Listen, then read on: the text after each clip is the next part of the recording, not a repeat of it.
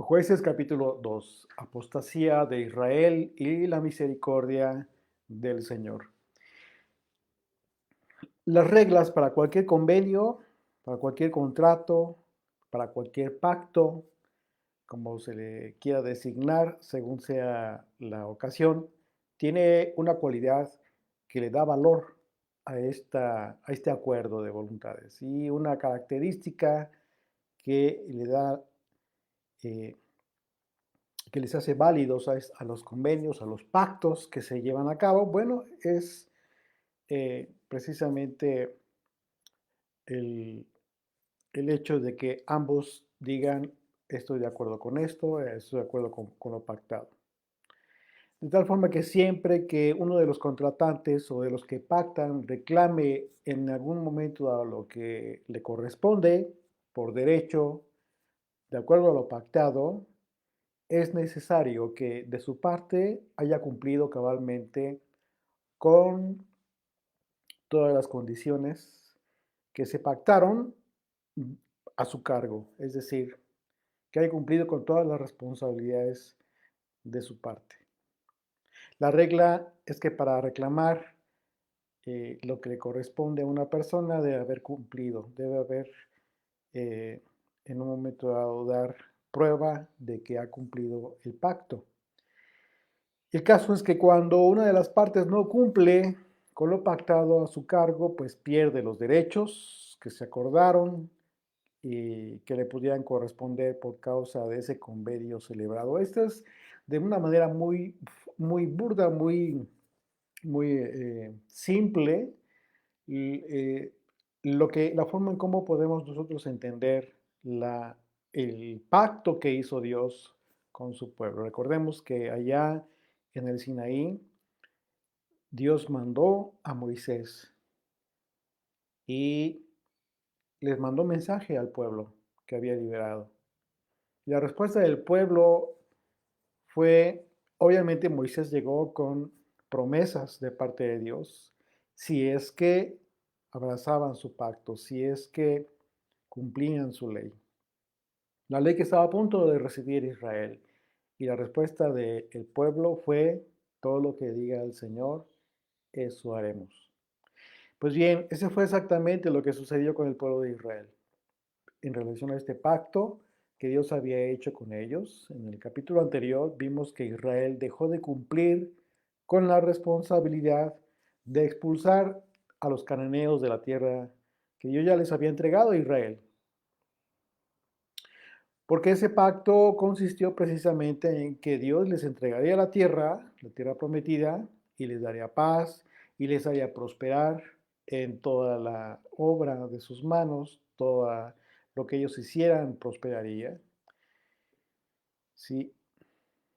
Siempre y cuando Israel cumpliera con todo lo que en un momento dado eh, Dios había ordenado.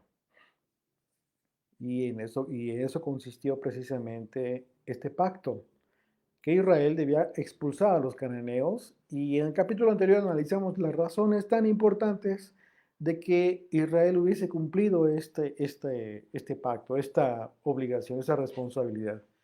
En estos términos, al no haber cumplido esta responsabilidad del pueblo de Israel, Dios quedó exento de su compromiso. Fíjate qué importante es, porque esto que vamos a ver, que estamos viendo aquí a partir del libro de los jueces, es algo que se cumple incluso hoy en día. Hoy en día, pues la gente muy contenta, muy feliz, reclama, no, incluso en ocasiones reclama las bendiciones de Dios eh, de muchas formas que incluso pudieran ser no correctas, pero ¿qué es lo que sucede con este pacto?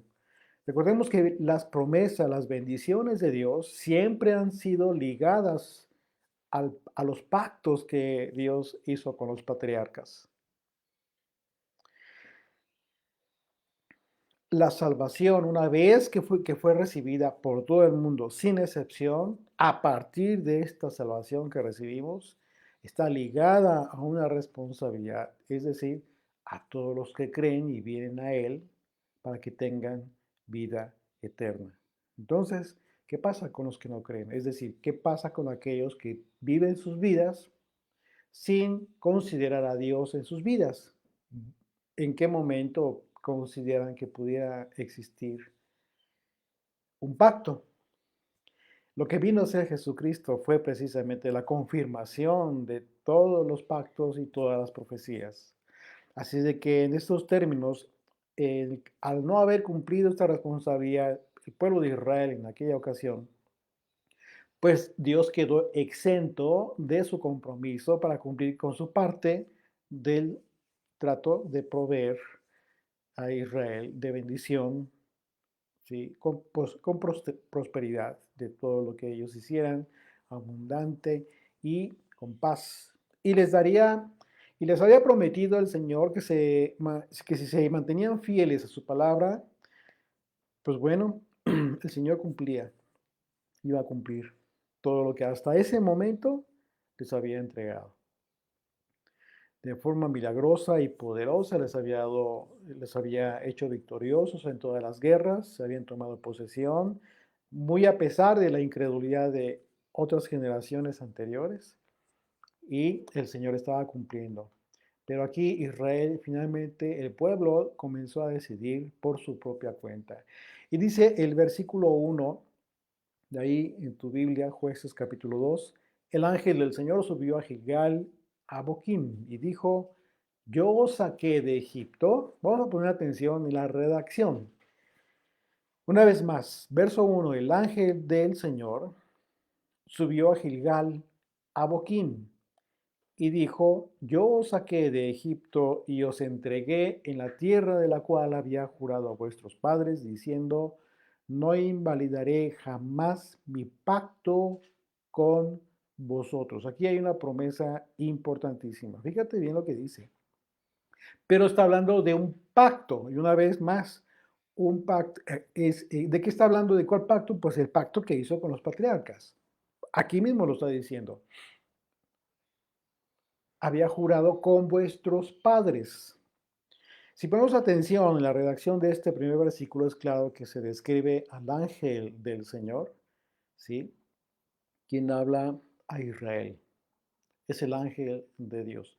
Pero al mismo tiempo, lo que dice el ángel tiene que ver con algo que hizo Dios al afirmar que fue él quien sacó a Israel de Egipto y que lo introdujo a la tierra prometida. Lo cual es interesante porque el ángel habló en primera persona, confirmando que él fue él quien realizó toda esta obra de liberación de Israel y hasta su posesión en la tierra de Canaán.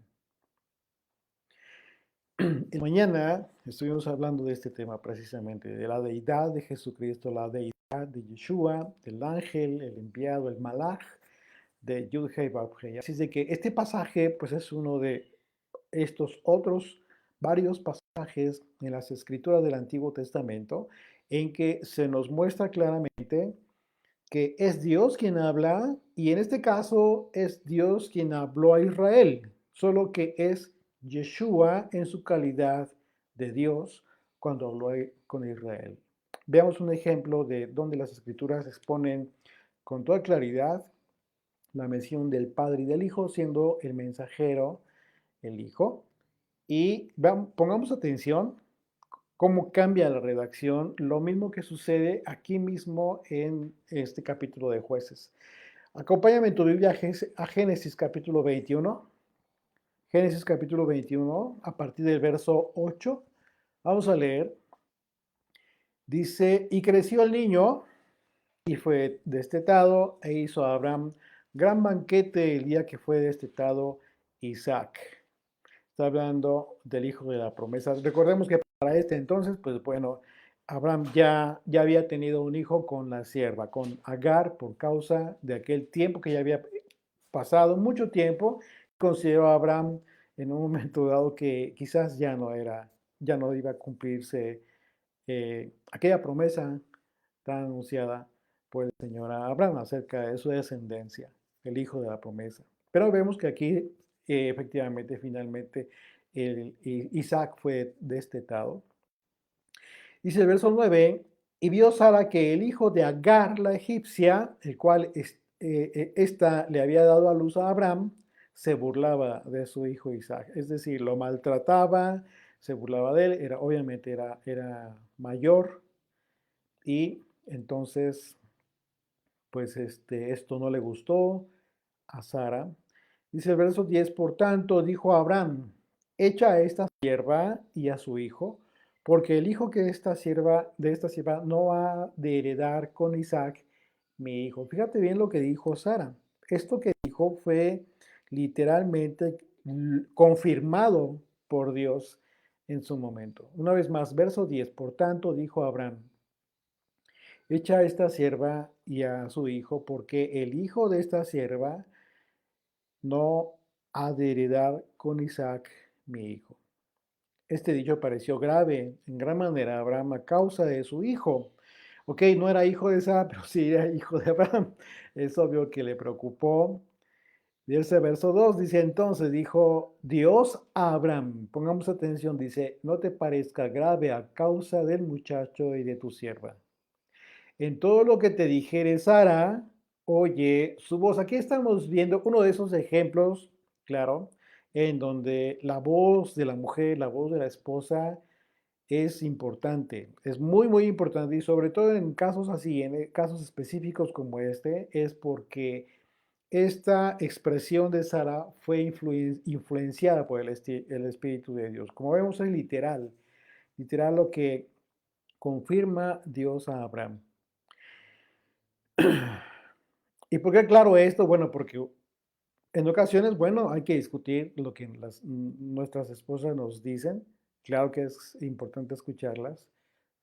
Tienen mucha sabiduría, pero en ocasiones también hay que considerar. No significa que tú vas a hacer exactamente todo lo que te diga tu esposa.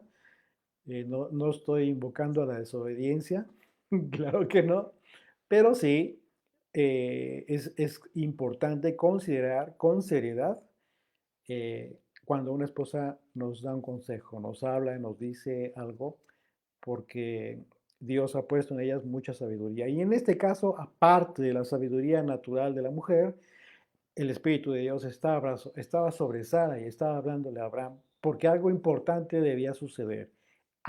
Tenía que haber una separación de estos dos hijos que serían dos grandes naciones, pero con promesas diferentes, obviamente.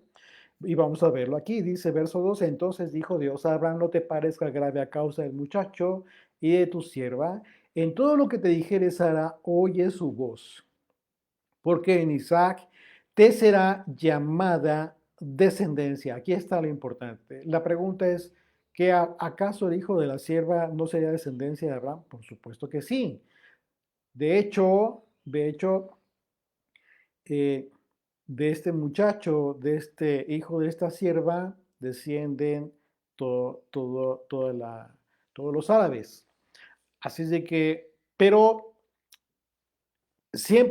históricamente ha habido un conflicto entre los árabes y los hebreos desde aquel entonces, hoy queda identificado el pueblo judío. Así es de que una cosa es el pueblo descendiente de la sierva y el pueblo descendiente de la promesa, dice el Señor, porque en Isaac te será llamada descendencia, es decir, ellos heredarían, ellos serían los de la promesa. Y de ellos vendría el hijo de la promesa, es decir, la simiente santa, Yeshua, Jesucristo. Dice el verso 13, y también el hijo de la sierva de haré una nación. Fíjate, aquí hay una promesa también muy importante. Dice, porque es tu descendiente. Una vez más, primero dice, en Isaac se te llamará descendencia, dice, pero a este también bendeciré y será una gran nación porque él es tu descendiente. Entonces, aunque son palabras distintas, el contexto es otro. De eso, verso 14 dice, entonces ahora Abraham se levantó muy de mañana y tomó pan y un obre de agua y le dio a Agar poniéndole sobre su hombro y le entregó al muchacho y la despidió. Y ella salió y anduvo errante por el desierto de Beersheba. Verso 15. Y le faltó el agua del orde, perdón, y echó al muchacho debajo de un arbusto y se fue y se sentó enfrente a distancia de un tiro de arco. Porque decía, no veré cuando el muchacho muera. Y cuando ella se sentó enfrente, el muchacho alzó su voz y lloró. Y oyó Dios la voz del muchacho y el ángel de Dios llamó a Agar desde el cielo. Aquí a partir del verso 17 vamos a poner atención porque es de lo que estábamos hablando y es justo lo que está sucediendo allá en el libro de los jueces, cuando el ángel del Señor habla con Israel. Y aquí el ángel del Señor habla con Agar. Y oyó Dios, dice, y oyó Dios la voz del muchacho, y el ángel de Dios llamó a Agar desde el cielo y le dijo, ¿qué tienes, Agar? No temas, porque Dios ha oído la voz del muchacho en donde está. Verso 18. Levántate, alza al muchacho y sosténlo en tu mano, porque yo haré de él una gran nación. ¿Por qué las escrituras describen al ángel de Dios y no a Dios mismo, como en otros pasajes, como el autor de determinadas conversaciones y mensajes como este? ¿Por qué esta conversación en este sentido? La respuesta es clara, en virtud de que se trata de Yeshua en su condición de deidad. Como en este pasaje de Génesis, vemos que el ángel del Señor se refiere primeramente a Dios, ¿sí? Primeramente se refiere a Dios en tercera persona para decirle a Agar que no temiera porque Dios había oído la voz de Ismael. Y enseguida sigue hablando el ángel del Señor, pero cambia y habla en primera persona diciendo, levanta al muchacho y sosténlo en tu mano porque yo haré de él una gran nación. Así es de que podemos entender que en este pasaje del libro de los jueces fue ¿quién? Yeshua. Yeshua en su calidad de Dios que habló con el pueblo de Israel, como en muchas otras ocasiones. Dice el verso 1, ahí dice al final, no invalidaré jamás mi pacto con vosotros. Y bueno, aquí vemos que al final de este versículo dice el ángel del Señor que a los padres había jurado diciendo que no invalidaría su pacto con Israel. Sin embargo, el ángel del Señor continuó hablando y veremos que habló del incumplimiento a lo prometido por parte del pueblo de Israel. Cuando afirmó que eh, cuando dijo Israel, a todo lo que diga el Señor, eso haremos, finalmente no lo cumplieron, perdón. Y las propias escrituras nos dan testimonio de que muchas veces el Señor perdonó la desobediencia de Israel. Sin embargo, lo que jamás perdonaría es la apostasía que seguiría a la idolatría. Impresionante porque la apostasía es algo diferente. Una cosa es que una persona tenga idolatría en su vida, pero no conoce a Dios. Y otra muy distinta es que conociendo a Dios, como ellos, como todo Israel, ya había visto los padres y tenían la bendición de la tierra prometida, entraron en la idolatría. Eso terrible no lo perdona el Señor, no lo va a perdonar Dios jamás. Dice el verso 2, con tal que vosotros no hagáis pacto con los moradores de esta tierra, cuyos altares habéis de derribar. No solamente era ignorar la idolatría, ignorar todo aquello, todos aquellos cultos paganos, sino habían de derribar todos aquellos altares, es decir, todo aquello que representara honra, rendir honores, culto a algo que no es Dios, lo que sea, tu trabajo, tus hijos, algo que idolatres en un momento dado. Hay que tener mucho cuidado en el concepto de idolatría porque está a la puerta de la casa, a la puerta de tus ojos. Simplemente hay que discernir con claridad. Todos podríamos caer en este terrible, terrible pecado. Entonces hay que entender de qué está hablando. No está hablando de cualquier cosa el Señor desde aquel entonces. Una vez más, verso 2, con tal de que vosotros no hagáis pacto con los moradores de esta tierra, cuyos altares habéis de derribar, mas vosotros no habéis atendido a mi voz. ¿Por qué habéis hecho esto? Fíjate, o sea, no entiende, como que hay una sin razón aquí. ¿Qué sucedió? ¿Por qué después de todo finalmente no obedecieron? El Señor hizo este reclamo señalando la infidelidad del pueblo y como consecuencia la apostasía de Israel. ¿Qué es la apostasía?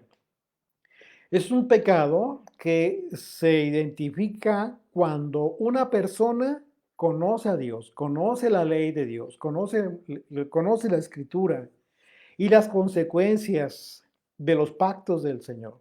Incluso ha recibido la bendición de Dios y llega a un punto de su vida en que se aleja del Señor, se olvida de Dios y comienza a tener una vida sin Dios, transgrediendo la ley del Señor, su voluntad acerca de la forma de vida que lleva, etc. Eso es la apostasía.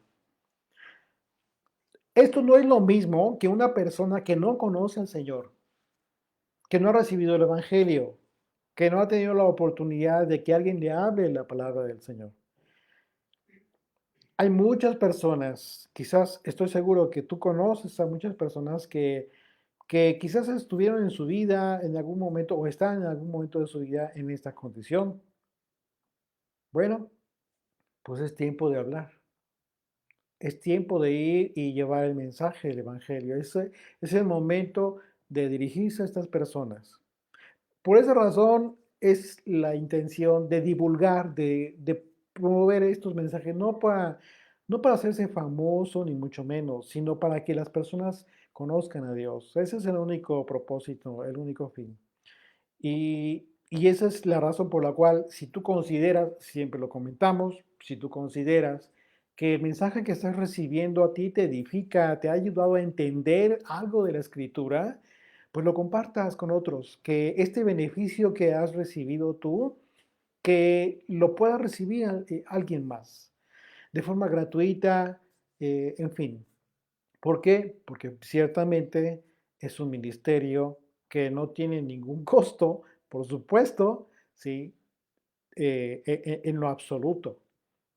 En lo absoluto, todo lo que hacemos no tiene ningún costo, todo el material que se distribuye, tanto en videos, tanto en audio como en escrito, pues es gratuito, absolutamente todo. Así es de que, pues bueno, es cuestión de que tú simple y sencillamente compartas lo que consideras que a ti te está edificando. De cualquier forma, y no hay mejor forma, claro, la mejor que ir directamente con aquella persona y quizás tener una charla personal. Eso es lo más ideal, por supuesto. Eso es lo más ideal. Así que si tienes esa gran responsabilidad, pues cúmplela en amor en el Señor. Así es de que por eso dice aquí el Señor, ¿qué fue lo que sucedió? ¿Por qué habéis hecho esto? El problema de Israel no fue el hecho de no contar con carros errados como los que poseían los cananeos en los llanos, como veíamos en el capítulo anterior. Decía que no los pudieron sacar, que porque poseían carros errados. Sin embargo, analizamos esta situación y llegamos a la conclusión de que se habían enfrentado con problemas muchísimo más serios, más graves, más impresionantes. Pues más impresionante fue el poder de Dios para derribar todos aquellos obstáculos, con tal de que Dios cumpliera su palabra y darles la posesión de la tierra. El verdadero problema de Israel fue su condición espiritual, una condición enfermiza que se alimentó conforme fueron cediendo a su propio albedrío, antes que mantenerse fieles a la palabra de Dios. Esto es muy común. Esto es muy común. Las personas deciden vivir bajo sus propios principios, bajo sus propias ideas, bajo su propio albedrío, antes que decidir simplemente obedecer al Señor. Y podrán tener mucha razón al decir de ellos, pero lo cierto es que no están decididos a vivir bajo el gobierno y la voluntad de Dios que está establecida en la propia Escritura. Hay gente que llega al absurdo de decir, bueno, para mí Dios es esto, algo que ni siquiera tienen forma de poderlo confirmar y simplemente hablan de ideas de filosofía, una filosofía, un aspecto tan subjetivo que jamás tiene nada que ver con su vida cotidiana, diaria, que es en realidad como deberíamos de manifestar la fe bajo la cual vivimos. Eso es justo lo que sucede cuando el creyente comienza a negociar con su pecado. Si estamos hablando de una actitud que va de creer a dejar de creer y abandonar al Señor. Aquí esa es lo que es la condición que le estaba sucediendo a Israel y es la condición que le puede suceder a cualquiera de nosotros. Y esto es real. Seguramente igual que este servidor, tú has conocido a personas que las viste enamoradas de Dios. Y de repente, ¿qué pasó con esa persona? Que de repente ya tiene una vida tan desordenada que nunca te imaginaste volverla a ver así. Peor incluso que antes estaba. Hasta perdieron sus familias por andar en su pecado. Pecados que al final de cuentas se supone que ya habían erradicado de sus vidas. ¿Qué sucedió? ¿Qué sucedió realmente? Bueno, sucedió que en esta lucha de vencer el pecado, finalmente llegó a un punto en que decidieron negociar con su pecado. Decidieron negociar con algo que a final de cuentas les iba a ganar la partida. Es decir, les iba a ganar ventaja. El pecado, no puedes negociar con el pecado, porque el pecado tiene su raíz en el espíritu, no en tus acciones personales. Y eso es con lo que no vas a poder si en el espíritu no estás fortalecido y cimentado en el temor de Dios. El pecado se fortalece y termina dominando las decisiones que toma todo creyente, a grado de considerar que ya no vale la pena continuar obedeciendo al Señor. Esto, señores, es la muerte espiritual. Por eso Jesucristo hablaba y cuando enseñaba decía que tuvieran vida. Y el que obedeciera mis palabras tendrá vida.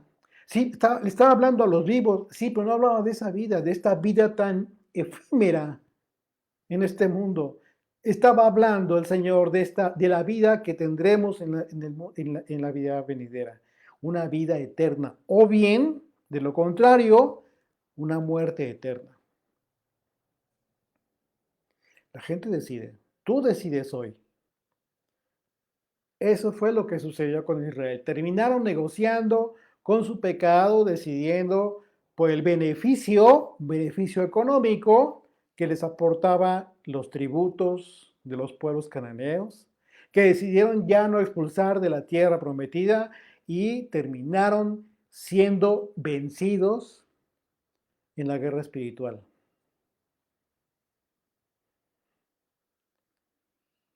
¿Esto cómo lo podemos traducir hoy en día en la vida de cualquiera de nosotros? Bueno, cuando comienzas a tener discernimiento acerca de algo que estás haciendo mal. Hay algo en tu vida que está mal, pero eres negligente y de repente no quieres pensar en eso. Sabes de antemano que algo está mal en tu vida, sabes lo que tienes que hacer, pero no lo quieres hacer.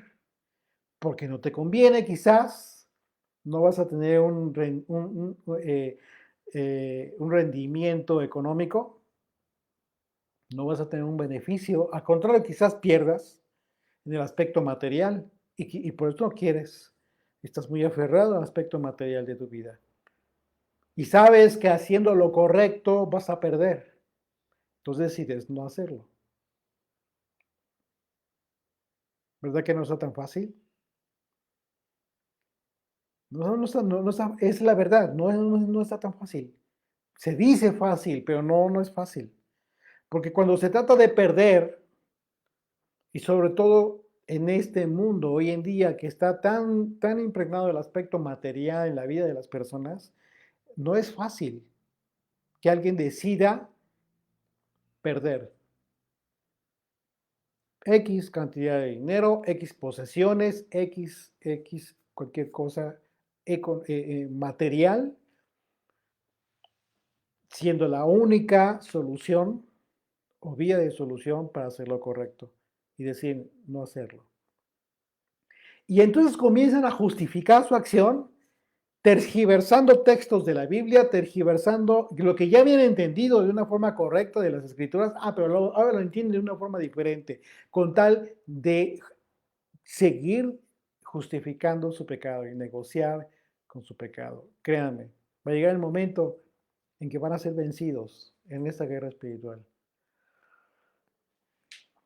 Dice el verso 3, por tanto, yo también digo, y aquí está diciendo el ángel de Yud-Hei Vav-Hei, dice, esto hicieron ustedes, por tanto, yo también digo, no los echaré de delante de vosotros, está hablando de los cananeos, les está diciendo, los voy a dejar ahí, sino que serán azotes para vosotros, vuestros costados, y sus dioses os serán tropezadero. Cuando dice que serán tropezaderos, significa que ellos iban a estar involucrados con su idolatría, tarde o temprano. Verso 4. Cuando el ángel del Señor habló estas palabras a todos los hijos de Israel, el pueblo alzó su voz y lloró. Y llamaron el nombre de aquel lugar Boquim, y ofrecieron allí sacrificios al Señor. La palabra Boquim es una palabra hebrea que se traduce como los que lloran. Los israelitas lamentaron mucho esta declaración del ángel del Señor porque fueron advertidos del juicio que vendría sobre ellos y lloraron y ofrecieron sacrificios. Bueno, ofrecieron sacrificios. Sin embargo, una vez más nos preguntamos si Dios se complace más en sacrificios que en que se le obedezca. ¿Ya para qué? El profeta Samuel le dijo, se lo declaró al rey Saúl, que lo que desea Dios es nuestra obediencia. Porque, porque Él no desea sacrificios que busquen suplantar el corazón sincero del pueblo. Eso no quiere el Señor. Dios ya había advertido que en caso de que Israel no sacara a los cananeos de la tierra, estos se convertirían en un problema constante para el pueblo de Israel. Números capítulo 33, ahí a partir del verso 55, dice, y si no echaréis a los moradores del pueblo, del país, de delante de vosotros, sucederá que los que dejaréis de ellos serán por aguijones en vuestros ojos y por espinas en vuestros costados. Y os afligirán sobre la tierra en que vosotros habitaréis. ¿Dónde? Pues en la tierra prometida, porque el Señor ya no los iba a sacar. Además, haré de vosotros como yo pensé hacerles a ellos. Terrible. ¿Por qué? ¿Qué es lo que había dicho el Señor que les iba a hacer a todas aquellas naciones extranjeras, a todos aquellos cananeos? Los iba a expulsar de la tierra, los iba a dejar sin tierra. Entonces, tarde o temprano llegaría el momento en que Israel también será echado de la tierra. La terrible advertencia estaba por cumplirse como juicio para Israel y los sacrificios que realizaron, como dice ahí el pasaje, ya no tenían ningún sentido. No, o sea, ¿qué sentido tendría? Porque estaba demostrado que el propósito divino y verdadero de esta enseñanza didáctica del sistema sacrificial para Israel llegó a ser un simple aspecto religioso y vano. Por eso a Dios no le interesaba ya esos sacrificios, porque el corazón de Israel estaba corrompido. Alguien pudiera considerar que el arrepentimiento sincero no lo rechaza el Señor, y eso es verdad. Por supuesto que es verdad. Tratando de entender de una forma diferente que Israel hizo sacrificios al Señor. Pero la declaración ya estaba dada y el Señor no iba a dar marcha atrás. El juicio ya estaba decretado. Porque ya habían tenido advertencias desde mucho antes. ¿Y qué fue lo que sucedió? Israel decidió hacer su propia voluntad y dejar el mandamiento de Dios de lado. Ya estaba corrompido. El sistema sacrificial simplemente ya no cumplía el efecto en el pueblo de Israel. Dios no rechaza el corazón arrepentido con sinceridad. Claro que no lo rechaza, por supuesto. Alguien pudiera considerar que el arrepentimiento sincero, Dios no lo rechaza y eso es verdad, por supuesto. Sin embargo, el arrepentimiento de nuestro pecado no necesariamente impide las consecuencias de ese pecado. Y eso es algo que muchas veces a los creyentes no les queda claro. Lo que resulta en una tragedia, porque al final incluso llegan a culpar a Dios de lo que les pasa, pero las consecuencias fueron por sus pecados, no por falta de amor de parte de Dios. Sin embargo, las consecuencias no siempre están ligadas al perdón del Señor. No, porque podemos ser perdonados, pero eso no impide que nuestro pecado genere las consecuencias en nuestras vidas. Y esto era lo que estaba sucediendo aquí. ¿Qué era lo que estaba sucediendo? Dios los iba a perdonar. Vamos a ver más adelante que efectivamente Dios los perdonó. ¿Por qué? Porque finalmente Dios los liberó, les dio redención nuevamente, en fin. Pero volvían a hacer lo mismo, volvían a cometer el mismo pecado. Se volvían a alejar del Señor. Y había consecuencias.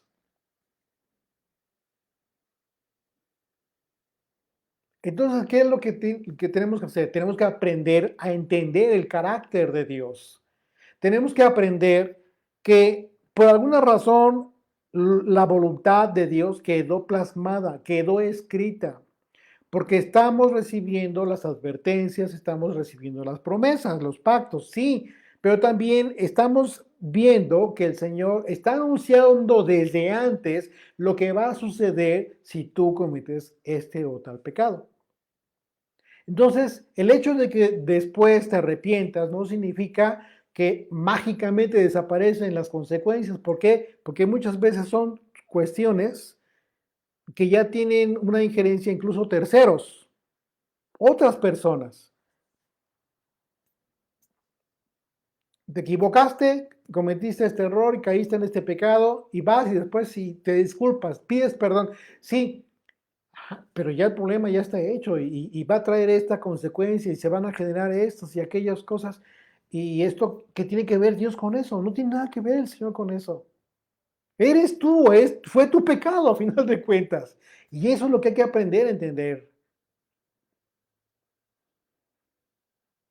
No se trata de que Dios desaparezca los actos de la vida que nosotros llevamos a cabo, simplemente tienen consecuencias. Dios nos perdona, claro que sí, un corazón arrepentido, sincero, el Señor jamás lo va a rechazar.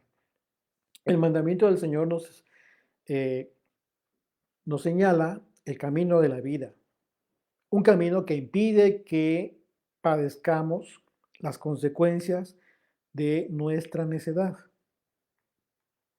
Pero el creyente inmaduro piensa que después de su pecado todo tiene que resolverse sin consecuencias, a pesar de que su pecado ha tenido pues ya vestigios, ¿no? Incluso con terceras personas. Ciertamente Dios perdona al que se arrepiente de corazón, pero ese perdón no desaparece las consecuencias y eso tiene que quedar muy claro, las consecuencias que produjo aquel pecado. Y a continuación la escritura nos dice una de las razones por las que sucedió esto con Israel. Dice el verso 6, porque ya Josué había despedido al pueblo y los hijos de Israel se habían ido cada uno a su heredad para poseerla. Y el pueblo había servido al Señor todo el tiempo de Josué y todo el tiempo de los ancianos que sobrevivieron a Josué, los cuales habían visto todas las grandes obras del Señor que él había hecho por Israel. Y dice verso 8, fíjate, pero murió Josué, hijo de Nun, siervo del Señor, siendo de 110 años, y lo sepultaron en su heredad en Timat Será, en el monte de Efraín, al norte del monte de Gaz. Y todas aquellas generaciones, fíjate bien, dice, y todas aquellas generaciones también fue reunida a sus padres. Y se levantó después de ellos otra generación que no conocía al Señor ni la obra que él había hecho por Israel. Aquí está la consecuencia.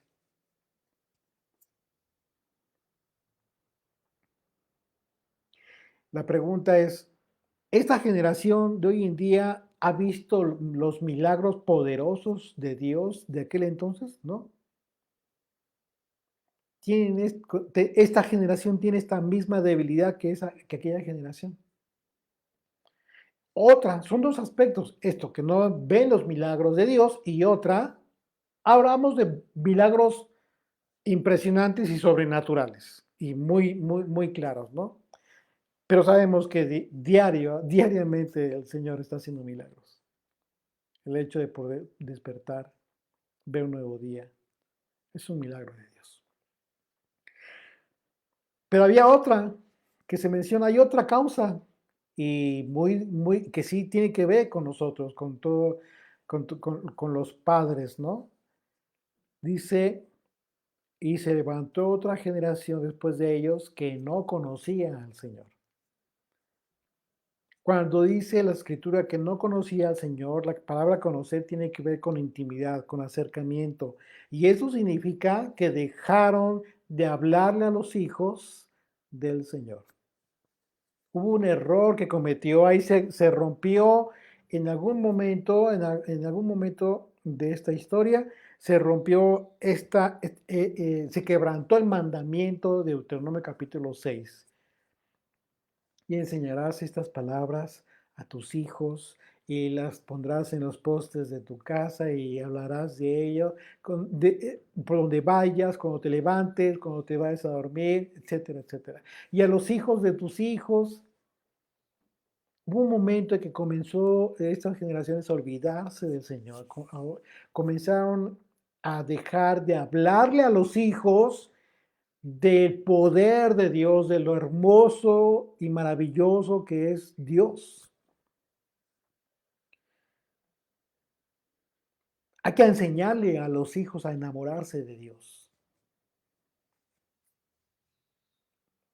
¿Y cómo te enamoras de Dios? Bueno, cuando comienzas a entender la razón de tu existencia. Cuando comienzas a entender todas las oportunidades que Dios te da para cambiar las cosas que has hecho mal en tu vida. El problema es que a veces cuando se es muy joven, quizás no se ha vivido tanto como para decir, me he equivocado demasiado en la vida. Y ese es el problema, que a veces los papás quisiéramos evitarle a los hijos tragos amargos, pero no podemos, no podemos. Y lo que les conviene a los hijos, por su parte, pues es más bien ser obedientes y no arriesgarse a tener esos tragos amargos. Así es de que esta generación que recibió el castigo por desobediencia no conoció a Dios ni la obra que hizo con Israel. Se nos describe que toda aquella generación que vivió en el tiempo de Josué, que el tiempo que Josué lideró a Israel, pues se mantuvo fiel al Señor, porque ellos por su voluntad pudieron entrar a la tierra prometida con el respaldo de Dios y conquistarla. Y el caso es que toda aquella generación de Josué también murió. Y las generaciones que fueron fieles a él. Y pues esto significa que estamos hablando de que habían pasado ya muchos años, pasaron años después de la muerte de Josué. Esto estamos hablando aquí de una generación muy posterior, que ya no conocía al Señor. Pasaron muchos años.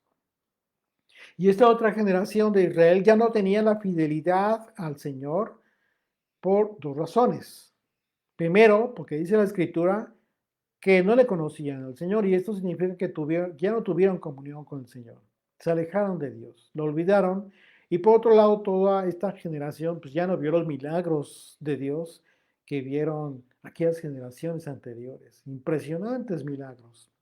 Lo que trajo como consecuencia que fuera mucho más fácil involucrarse con las costumbres de los cananeos y sus rituales paganos. Lo que hoy en día sucede, hoy es muy fácil que te asimiles o que de repente pues ya se te haga muy fácil tomar costumbres de que a Dios no le agradan y que de repente ya las relaciones con tu fe.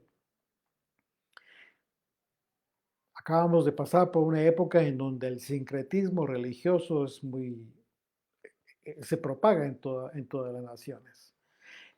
Y, pero es muy fácil, el sincretismo religioso hoy en día es muy fácil precisamente por eso. ¿Por qué? Porque a muchos de esta generación no conocen a Dios, no se les ha hablado del Señor, los padres no les hablaron a sus hijos del Señor. Y otra, pues de que no han visto quizás milagros como el mar que se abrió, el río, el río que detuvo su cauce, la destrucción de Jericó, el maná que sostuvo con vida al pueblo de Israel durante 40 años en el desierto.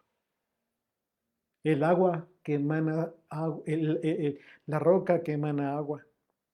En fin, tantos y tantos y tantos milagros que bueno, con todo y ello, finalmente esta generación tampoco ha visto todos esos milagros, los han escuchado, pero tenemos algo a favor y diferente de aquellas generaciones. ¿Qué es lo que tenemos que hoy en día beneficia a toda esta generación y que está a favor precisamente a pesar de no ver todos esos milagros? ¿Qué es lo que pudieras tú entender que tienes a tu favor?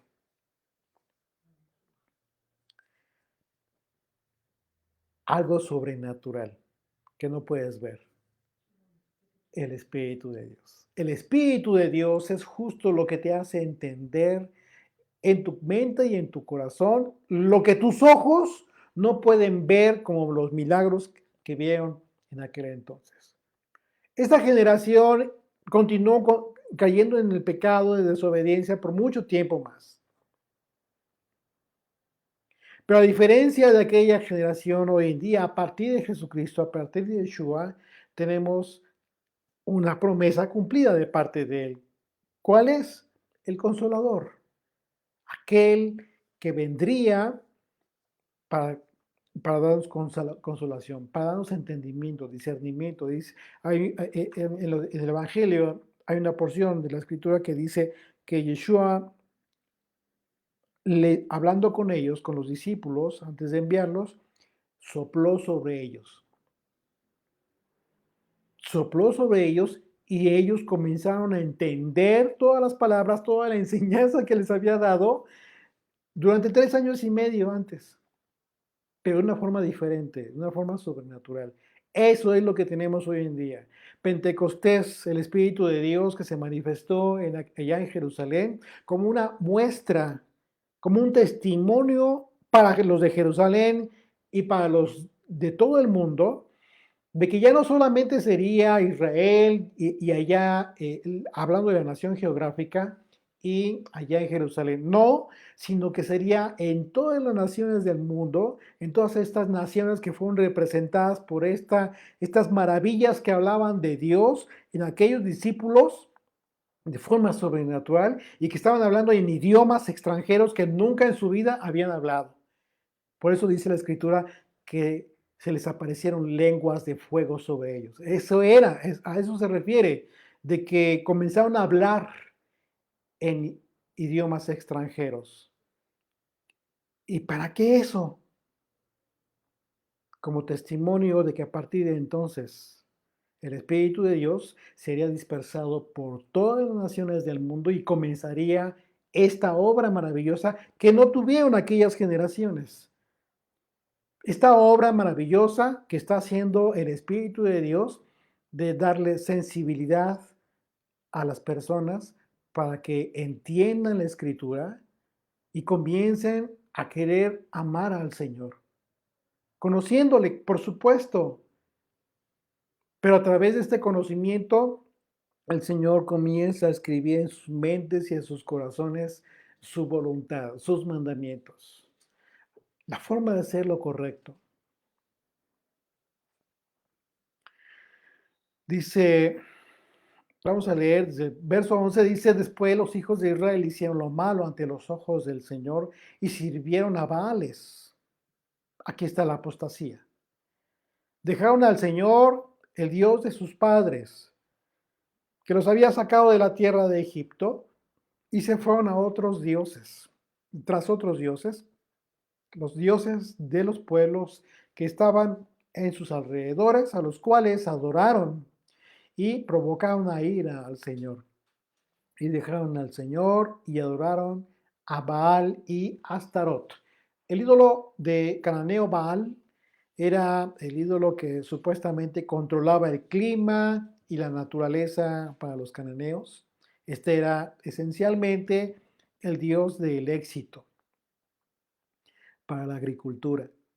En una sociedad agrícola, por supuesto, las personas servían a Baal porque querían un buen clima para tener cultivos y también rebaños abundantes. Baal era considerado como, por los cananeos como el dios de la riqueza personal. Y por otro lado, Astarot era un ídolo que se pensaba que ella era la diosa del amor, el sexo y la fertilidad.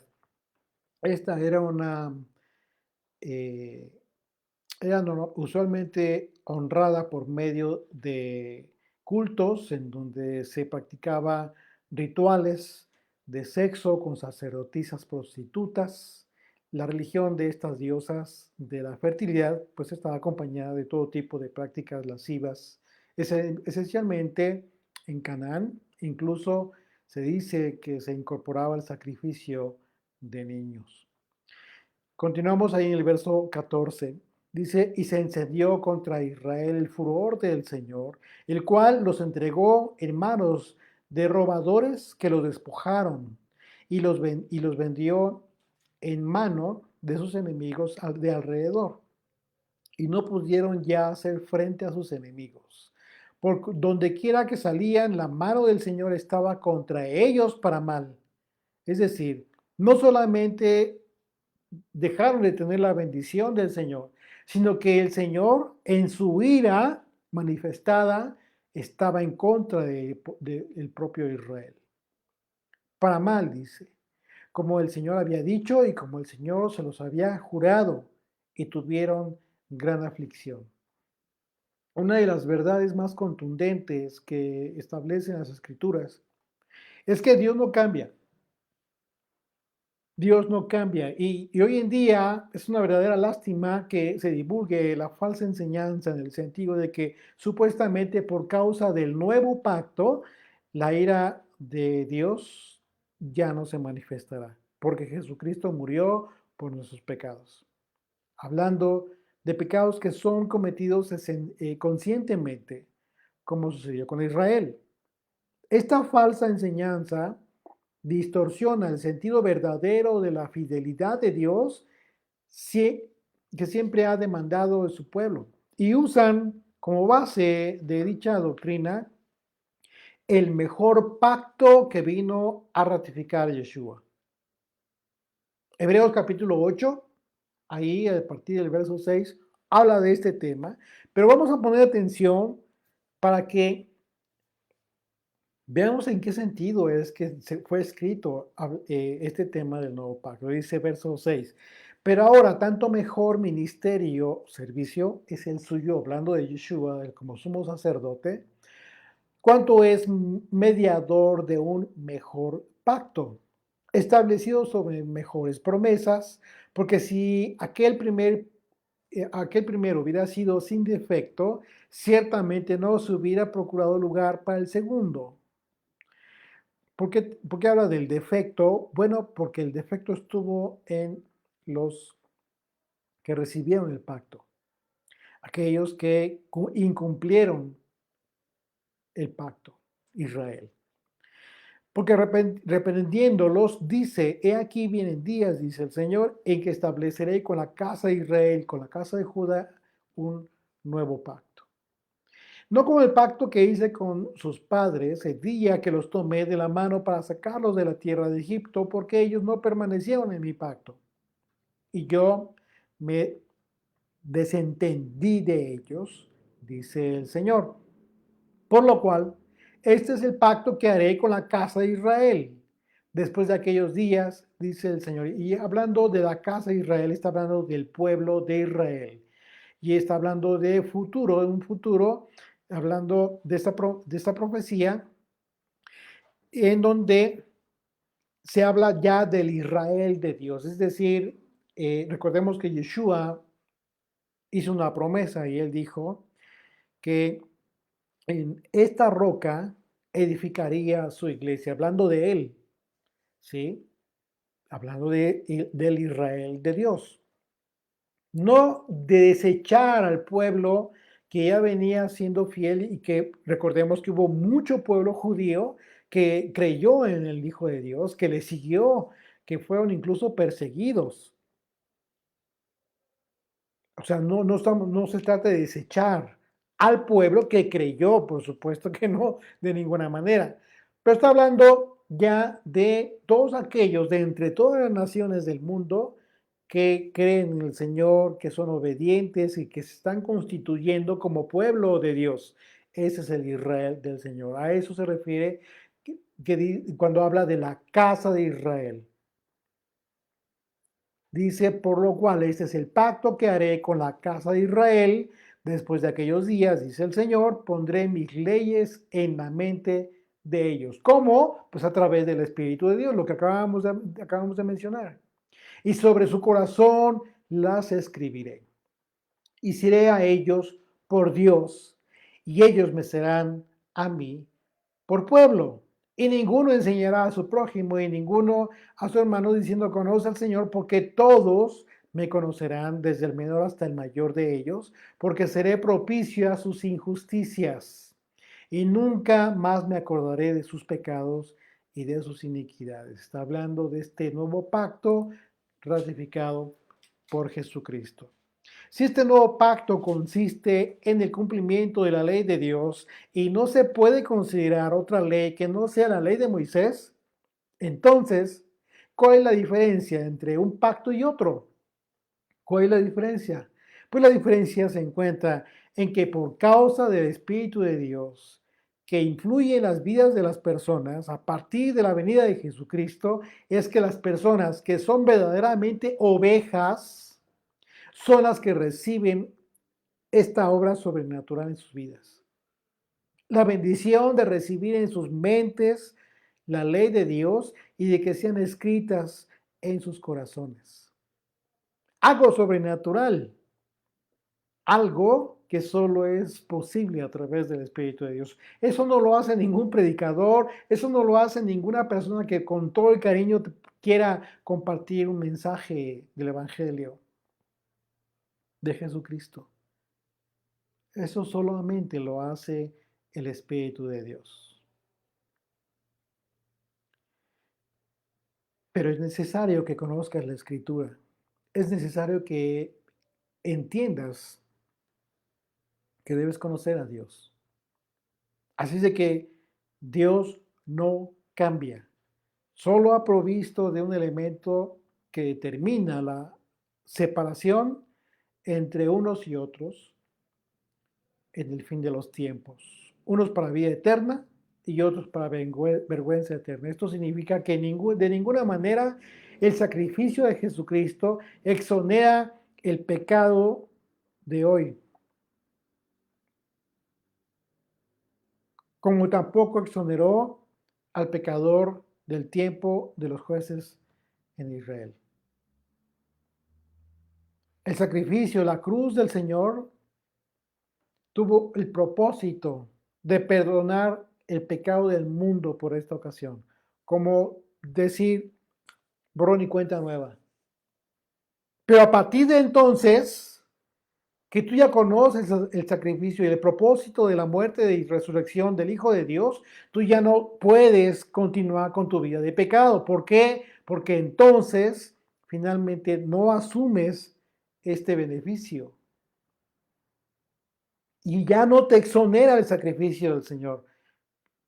Porque de otra manera, pues entonces, ¿cuántas veces vas a sacrificar al Hijo de Dios? No tendría sentido.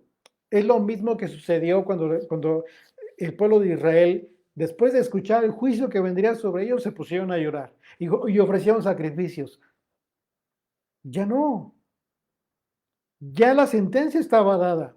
Lo mismo que hoy. Lo mismo que hoy. El sacrificio de Jesucristo tuvo un propósito, perdón de pecados para todo el mundo, y todo aquel que viene a Él y cree, tiene vida eterna. Pero todo aquel que conoce y es consciente de este propósito divino de la muerte del Hijo de Dios y continúa con su vida de pecado, tiene su destino en la muerte eterna.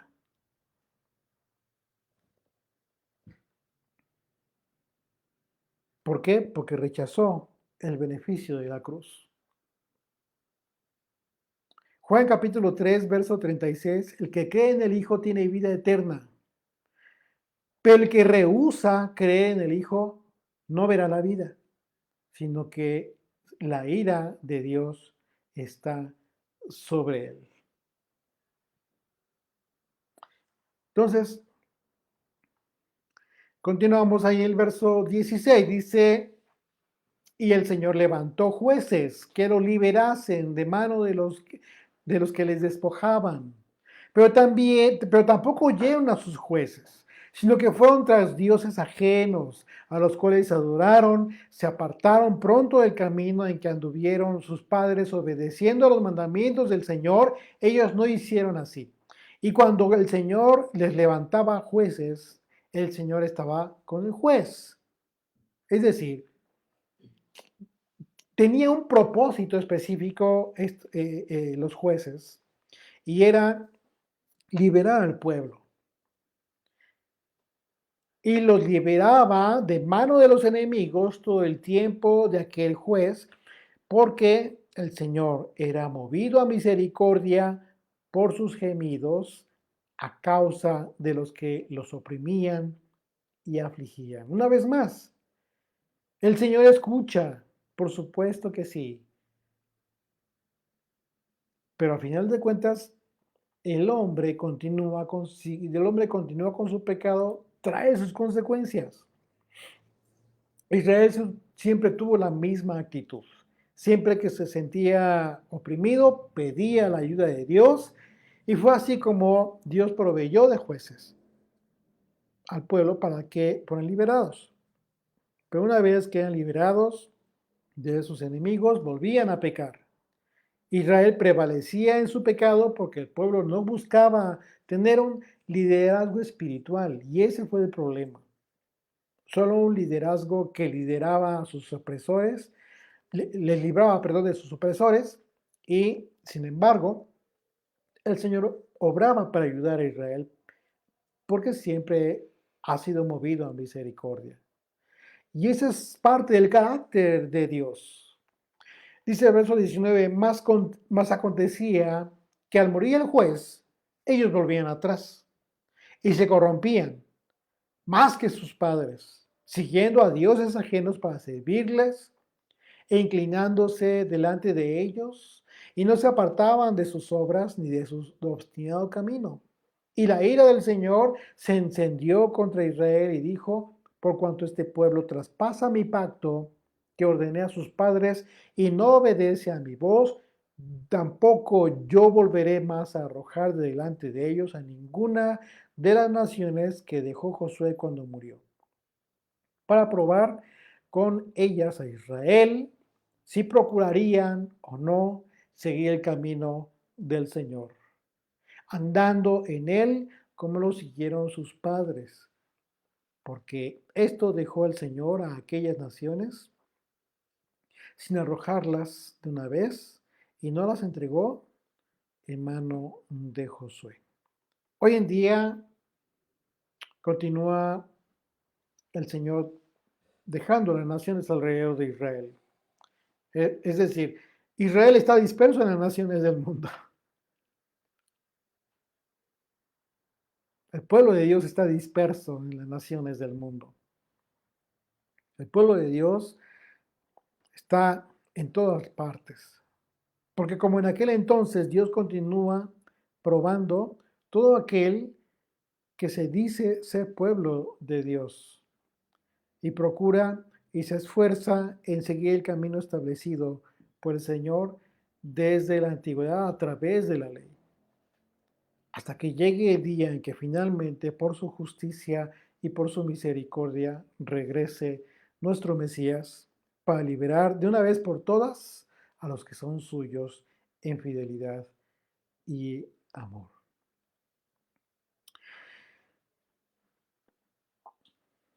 El Señor pasó delante de Moisés proclamando Yud Hei Bab Hei, el Señor, el Dios de compasión y misericordia.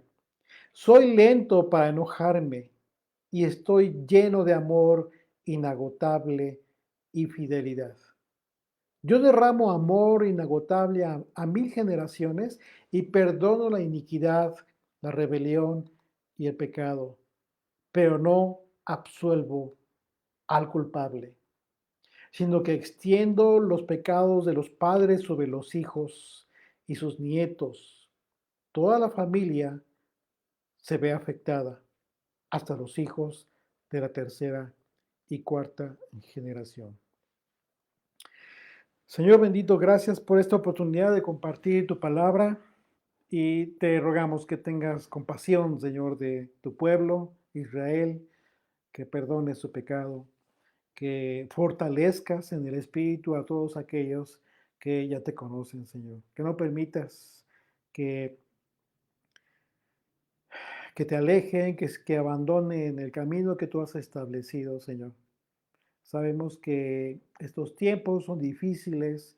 Tu pueblo está disperso en las naciones del mundo, en donde muchos te desprecian y desprecian todo lo que tú has dispuesto a través de tu palabra. Pero también somos conscientes de que tenemos una ventaja sobre aquellas generaciones antes de Jesucristo. Y esa ventaja es tu espíritu, el espíritu de tu santidad, Señor, que está sobre nosotros y que nos fortalece y que nos guía y que nos da discernimiento, entendimiento, obediencia, fortaleza en el espíritu.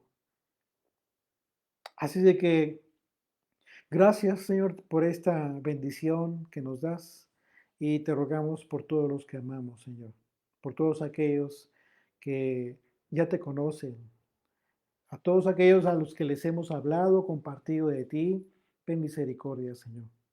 y que sea tu espíritu que en un momento dado eh, los haga despertar y que te conozcan y que tengan temor de ti, ese temor que habla de reverencia, de respeto hacia ti, Señor, y que se enamoren de tu palabra. Gracias, Señor, por ser tan bueno con nosotros. En el nombre de Yeshua oramos. Amén.